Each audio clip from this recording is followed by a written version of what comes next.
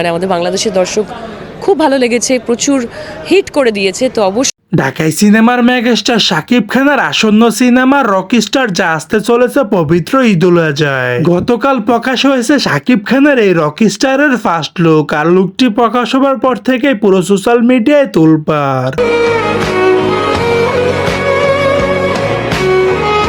আর অন্যদিকে শাকিব খানের এই নতুন লুক দেখে নিজেকে কন্ট্রোল করতে না পেরে সামাজিক যোগাযোগ মাধ্যমে একটি ইন্টারভিউর মধ্যে জানিয়েছেন অভিনেত্রী শ্রাবন্তী চ্যাটার্জি জানিয়েছে শাকিব খান অনেকটা পরিবর্তন হয়ে গেছে। শ্রাবন্তী চ্যাটার্জি আরো জানিয়েছেন যে শাকিব এমন একজন অভিনেতা যে কিনা তার সিনেমার জন্য দিনের পর দিন নিজেকে অনেকটা পরিবর্তন করতেছে। সে শুধু বাংলাদেশের নয়, সে আমাদের দুই বাংলার আসল রাজা। দর্শক, এখন আপনারাই বলুন শাকিব খানের এই রকস্টার লুকটি কেমন লাগলো, এবং শাকিব খান কি সত্যি দুই বাংলার আসল রাজা? অবশ্যই ব্যক্তিগত মতামতটি জানাতে ভুলবেন না ভিডিওর কমেন্ট বক্সে।